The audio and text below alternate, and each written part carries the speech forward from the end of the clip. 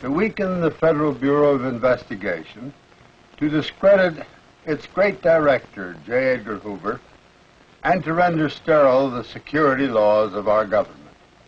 The Communist Party has given top priority to Operation Abolition and has assigned agents trained in propaganda and agitation to this project.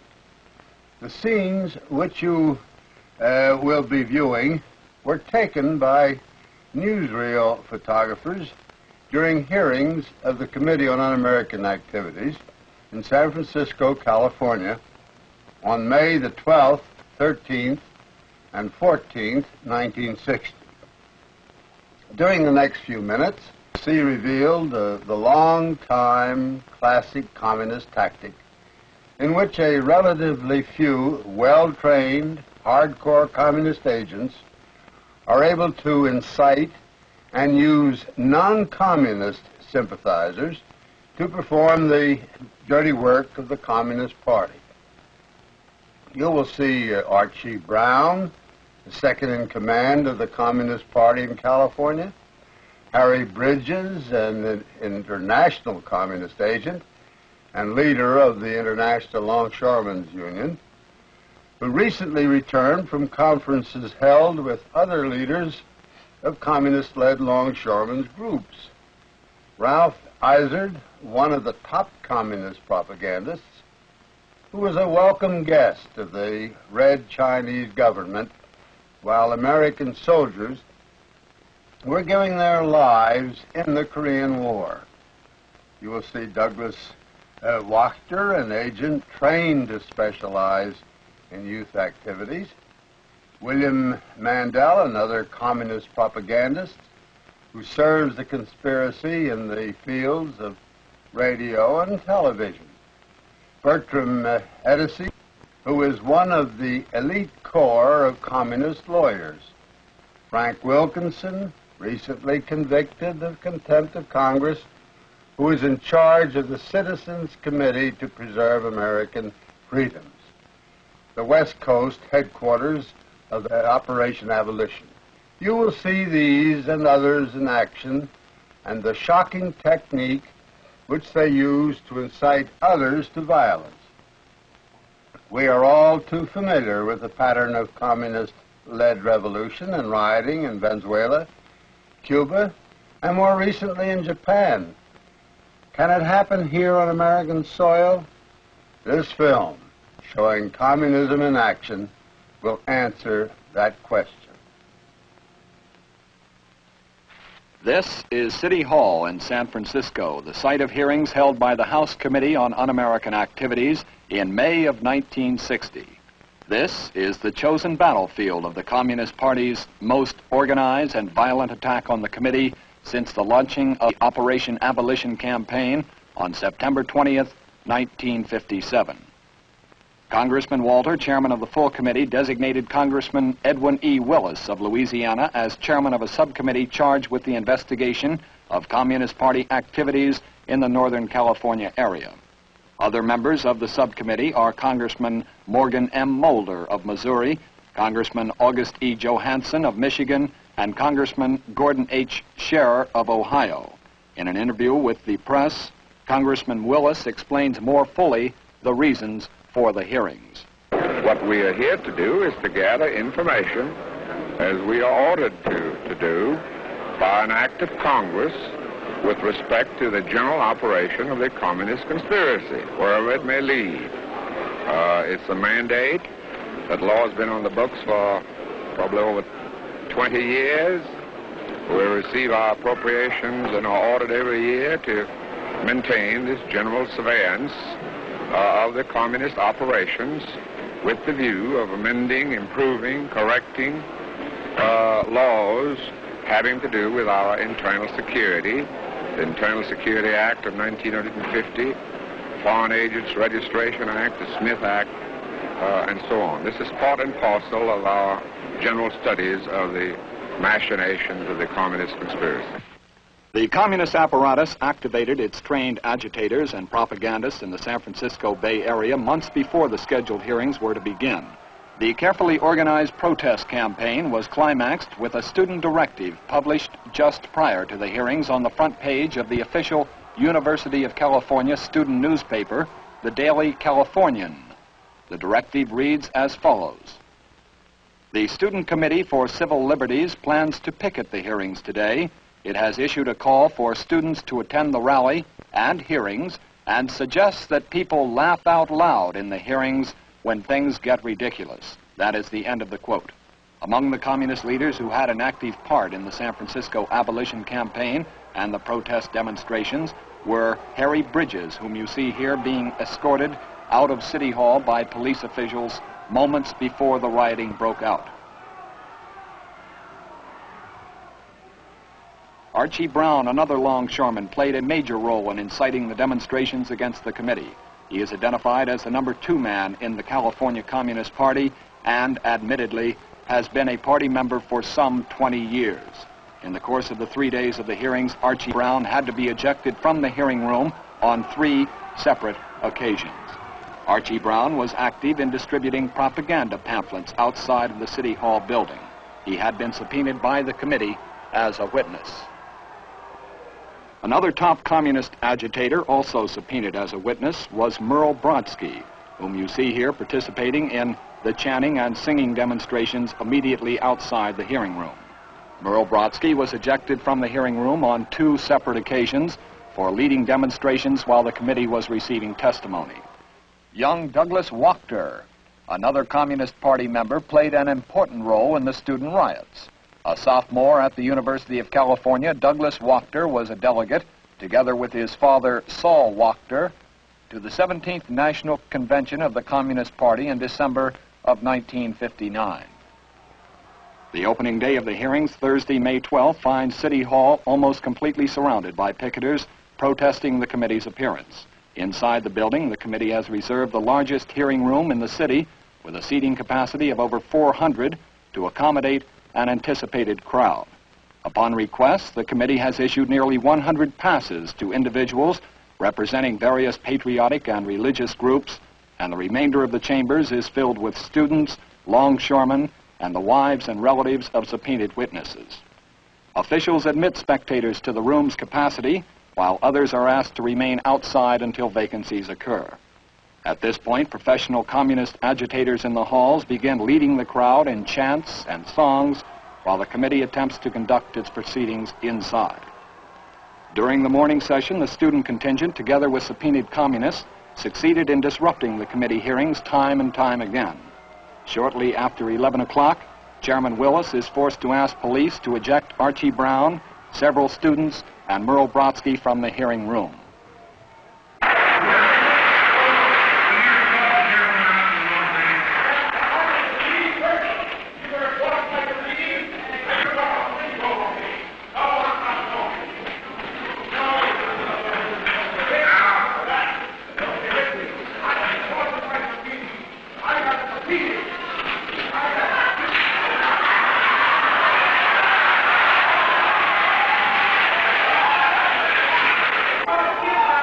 Why is she being put out, Mr. Chairman?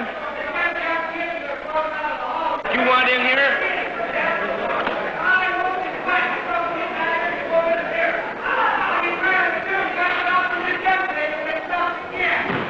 This is part of this whole vicious witch hunt. Douglas Wachter is called to the stand and interrogated by Staff Director Richard Ahrens. He is asked about his Communist Party membership and his activities as a communist in various phases of college life. I respectfully object to the question on the same grounds. Any question as to my political beliefs, association statements, deprive me of the right of free speech, press, assembly, and petition. The House Un-American Activities Committee serves no real legislative or constitutional purpose. It punishes individuals and groups. You're reading from a prepared statement.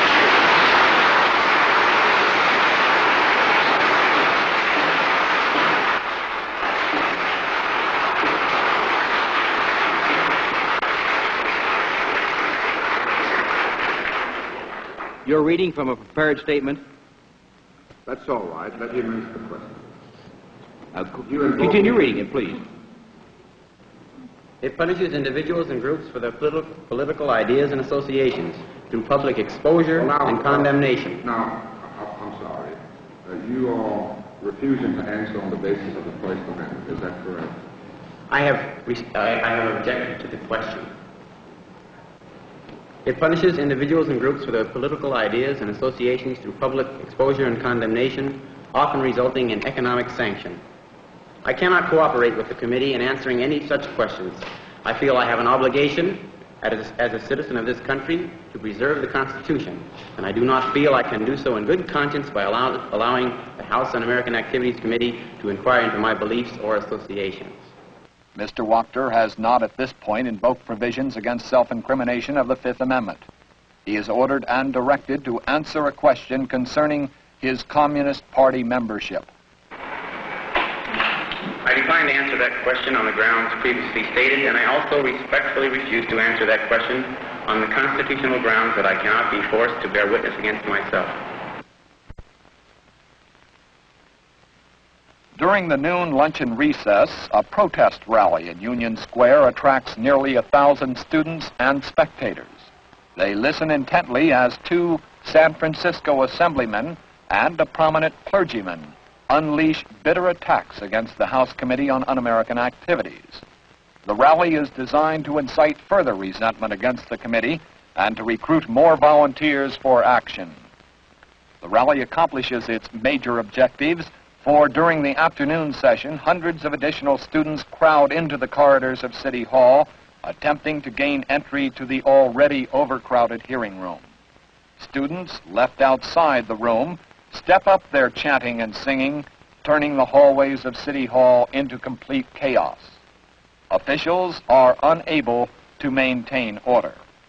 Meanwhile, a group of subpoenaed communist witnesses have already begun a demonstration inside the hearing room as the committee prepares to hear the first testimony of the afternoon. Chairman Willis calls for order, but to no avail, and the members of Congress wait through the hostilities as a specially trained police squadron is called to the scene to attempt to restore order. From left to right, you see Communist Party members Ralph Izzard, Archie Brown, Salutarian Sweet, and Saul Wachter, all especially trained in agitation and incitement to riot. Next witness, if you please. Barbara Harlow, please resume the witness stand. We want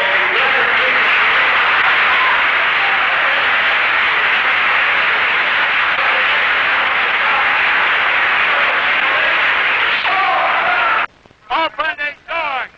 Open the doors! Open the doors!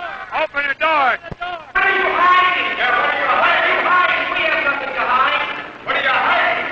Let the people live out here. What are you afraid of?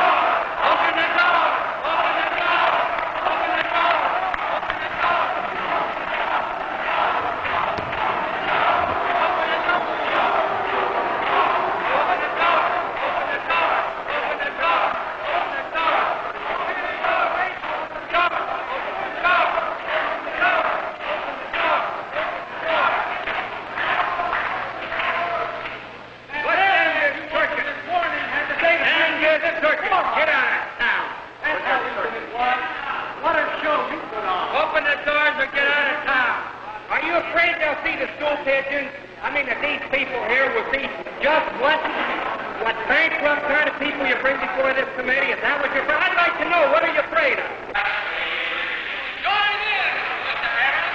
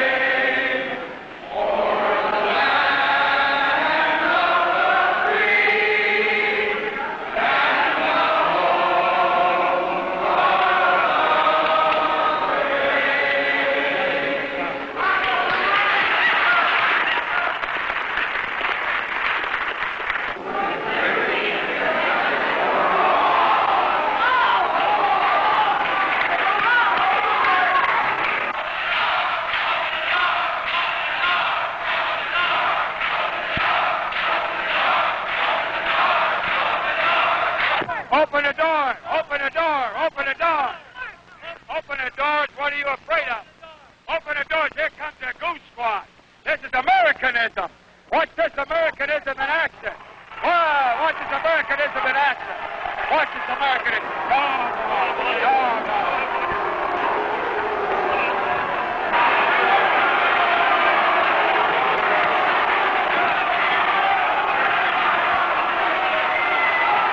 Upon request of Chairman Willis, policemen removed the resisting demonstrators from the hearing room.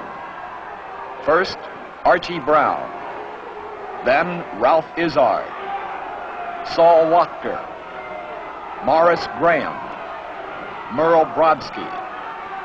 Juanita Wheeler.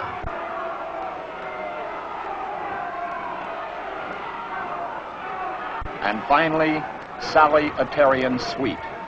Chairman Edwin Willis issues another call for law and order in the hearing room.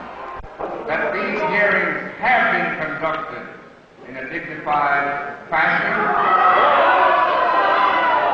The only earthly reason why the people's door is not open is this.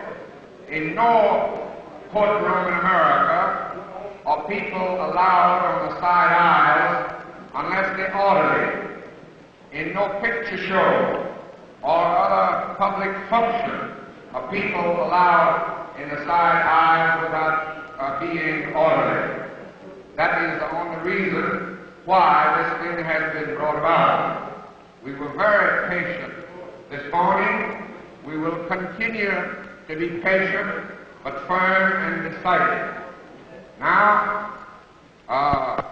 this thing was brought about by disorderly conduct this morning.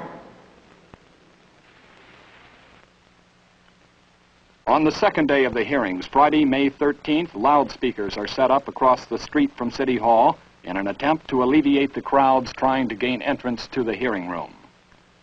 Nevertheless, hundreds of students, longshoremen, and spectators crowd into the City Hall building as picketers continue to demonstrate outside the building. Officials admit over 200 of the crowd to the hearing room until it is once again filled to capacity.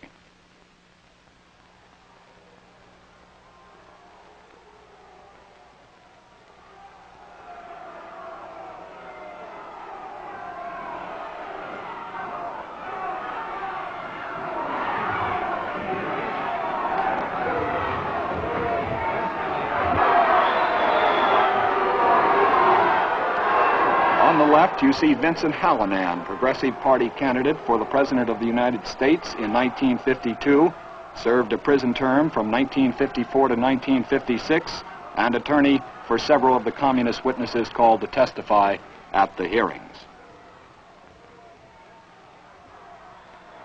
As was the case on Thursday, several professional communist agitators and student leaders direct the activity of those waiting in the hallways. Chants and songs get louder, and defiance to police attempts to maintain order becomes more universal. Students enthusiastically join in on the refrains to the songs, "Abolish the Committee, We Shall Not Be Moved," lyrics to which are lifted from the old Communist People's Songbook. Demonstrations in the hallways of City Hall become so loud that the judges in their chambers on the 3rd floor are unable to continue court procedures. During the morning, the judges give orders to the sheriff and police officials to remove the demonstrators from City Hall immediately. As pamphlets continue to be distributed among the demonstrators, police officials once again warn the students and agitators involved that they must be quiet or the orders of the judges will be enforced. The police warnings are met with jeers and boos and renewed chanting and renewed singing. Finally, during the noon lunch and recess, the judges in their chambers give official orders now to remove the demonstrators from City Hall. When an attempt is made to carry out the order, the crowd responds by throwing shoes and jostling the police officers. When one officer warns that fire hoses will have to be used if the crowd does not disperse, the demonstrators become more and more unruly. One student provides the spark that touches off the violence when he leaps over a barricade, grabs a police officer's knife, and begins beating the officer over the head. As the mob surges forward to storm the doors, a police inspector orders that the fire hoses be turned on. At this point, leaders of the group give orders to resist police enforcement. The crowd, now in open defiance of law and order, begins singing once again, "We shall not be moved." Riot squad police reinforcements arrive on the scene and are met by boos and jeers from the rioters.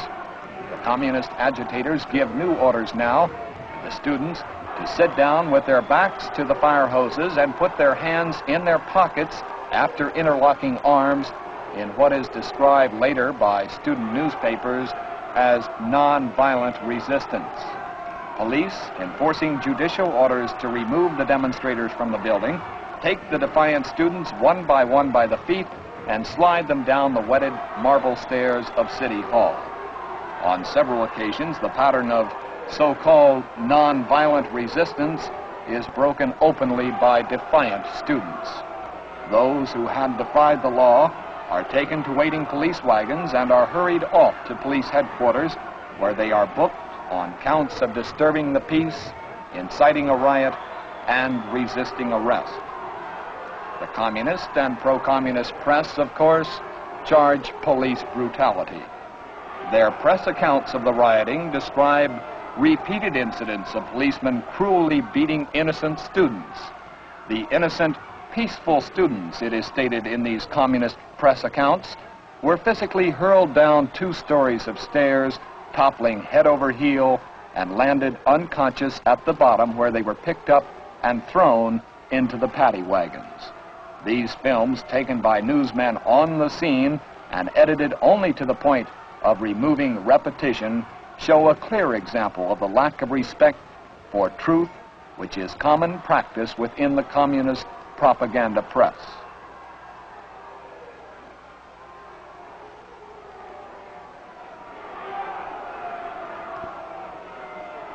The Communist Party emerges from the riots with only a handful of its party members arrested and none injured. 4 students suffer minor injuries. 8 policemen are injured to the point where they require hospitalization.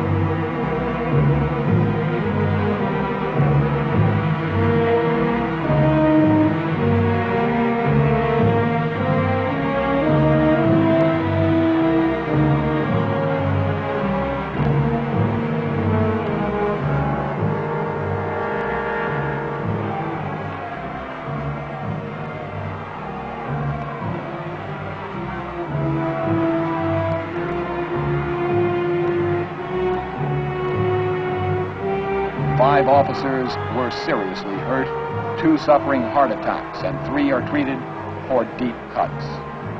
Here you see Patrolman Frank Dunphy, aged 61, who suffered a stroke when he was knocked down by student agitators.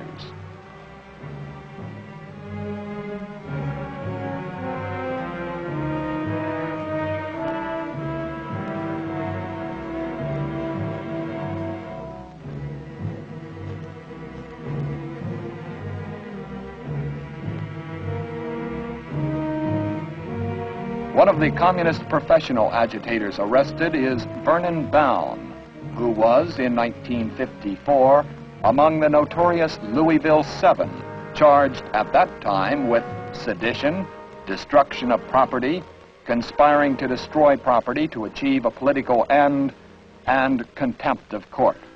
Douglas Wachter, the 19-year-old student leader, was another Communist Party member who was arrested.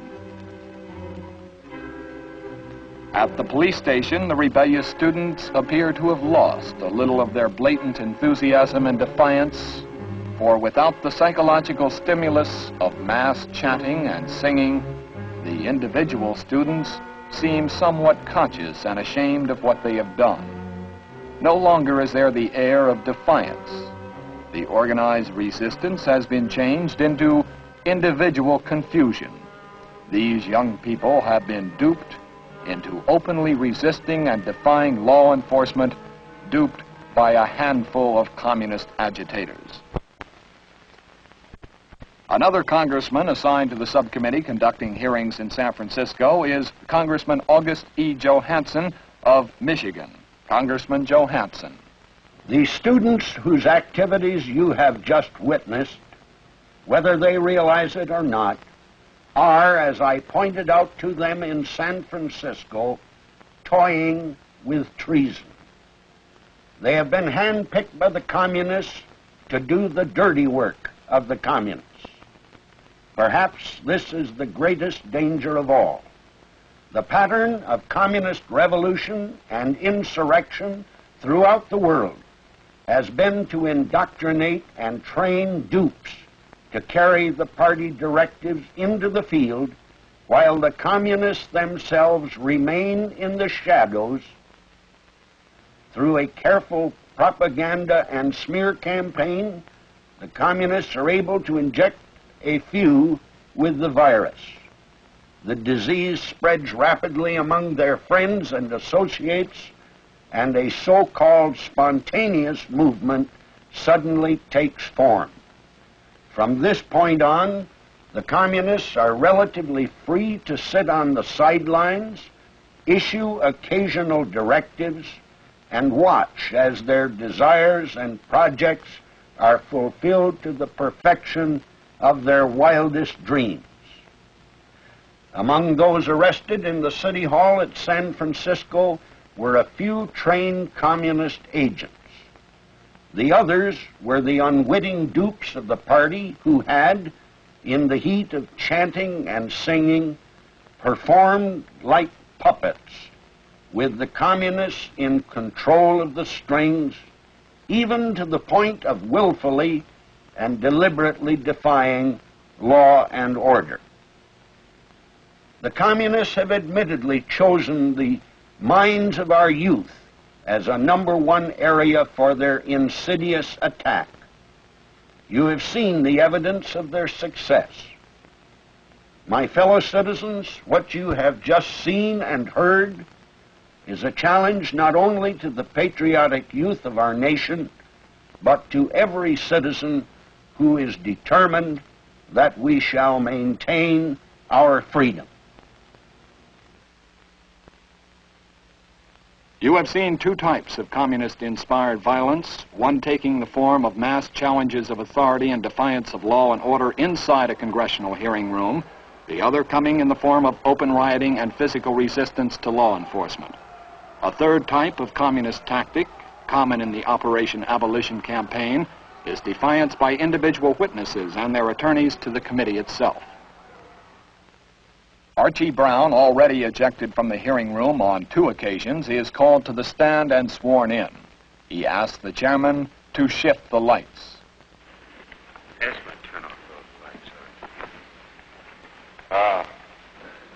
Chairman, could we shift the lights a bit? Just shift them. Archie Brown, second in command in the California Communist Party, is a top West Coast agitator. Ironically, he is appearing as a witness in the hearing room of the Board of Supervisors of San Francisco only 6 months after he himself received some 35,000 votes as a candidate for that same board. He is asked by Staff Director Richard Ahrens to identify himself. My name is Archie Brown. I live at 1027 Brussels Street, San Francisco. I am a longshoreman. I want to state, Mr. Chairman, that, Your story on I have something to tell the committee. I want to tell the committee. In response to a subpoena which was served upon you by this committee. My family is being threatened. Today in response to a subpoena which was served upon you by this committee. Mr. Chairman, I respectfully suggest the witness now be ordered and directed to answer the question. I direct you to answer that question. Are you appearing today in response to a subpoena served upon you by this committee? Yes, it was served on me by this committee. And are you represented by counsel? That I am. Counsel, will you kindly identify yourself? George Anderson. Mr. Brown, where and when were you born? Mr. Chairman, I want to state that I direct you to answer the question. That's the only way we can proceed orderly. Well, I was subpoenaed here. You're under Where direction and when to were you answer born, the sir? question. I was subpoenaed here, and my Proceed family, with the next question. And my family Kindly give us, if you please, Proceed sir. with the next question. I was born in Sioux City, Mr. Iowa. Chairman, I respectfully suggest the witness now be ordered and directed to answer the outstanding principal question. He's about to answer it. What is the outstanding principal question? The outstanding principal question is where and when were you born? I already said it.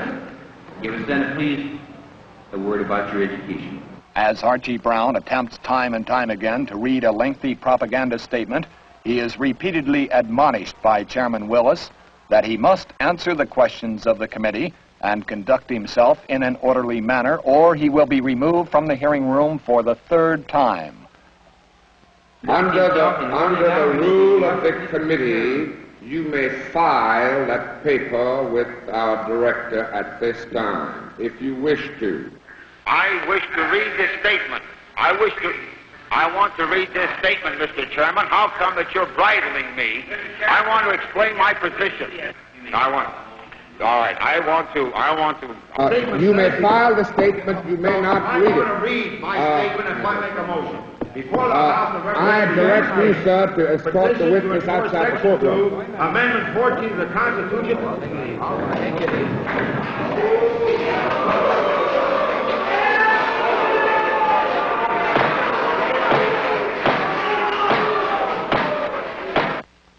Another defiant witness is William Mandel, an identified agent of the Communist Party who is employed as a radio and television news commentator in the San Francisco Bay Area.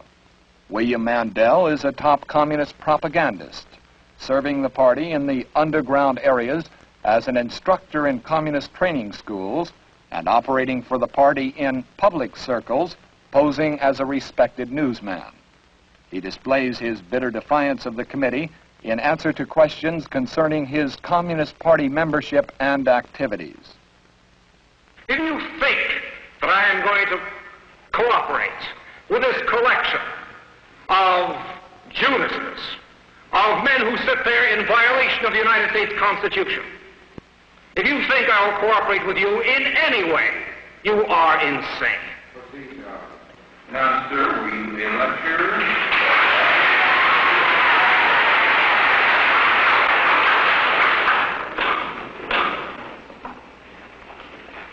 When asked about his role as a communist in lecturing before the communist-conceived California Labor School in San Francisco, William Mandel replies, This question has no purpose other to harass me.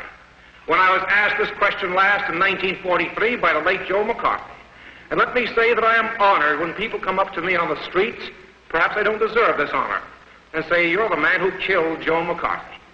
because I happened to appear on the first day of the book-burning hearing, and I did my best to conduct myself in the manner which I'm conducting myself today. If there were any such evidence against me under any law, the proper authorities could move against me.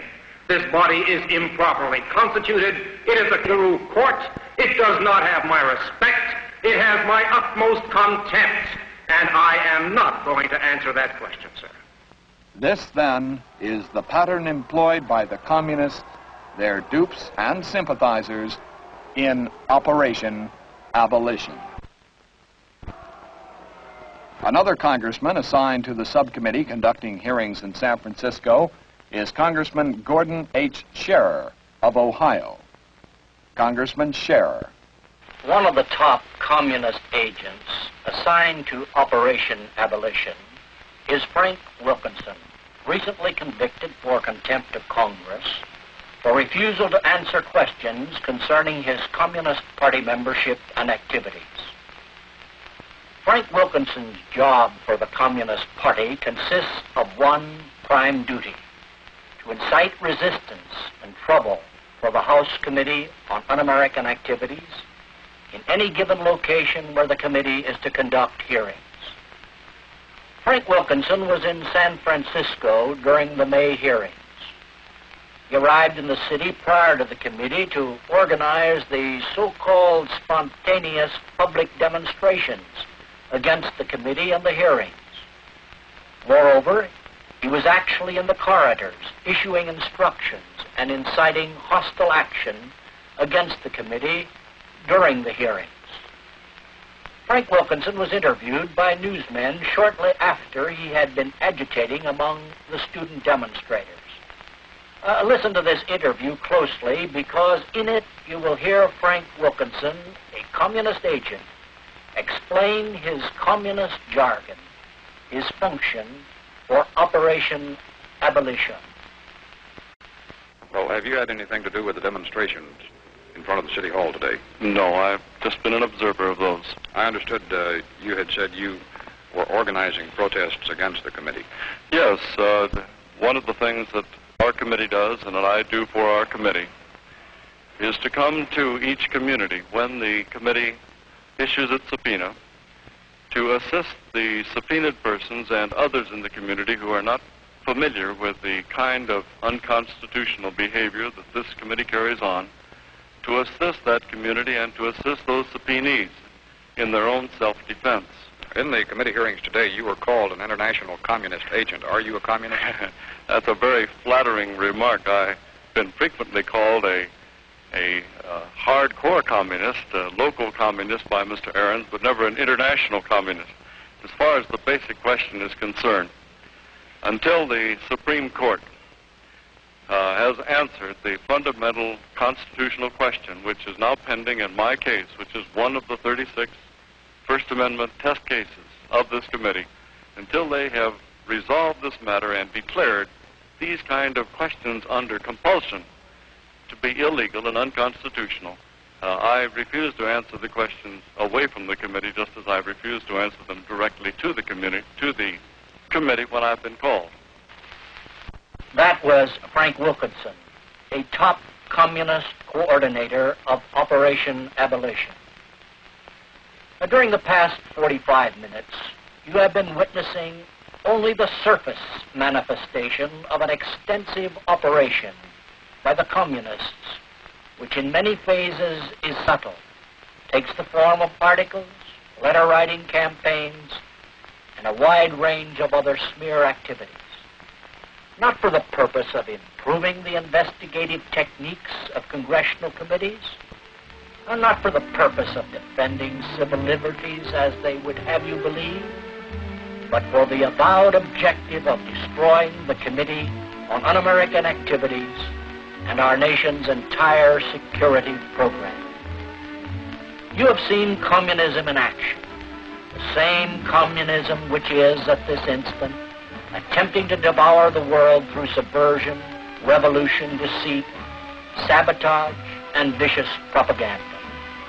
You have, through these films, seen communism with its mask ripped off, with its sweet facade uncovered, and its hard, bitter, and determined core revealed.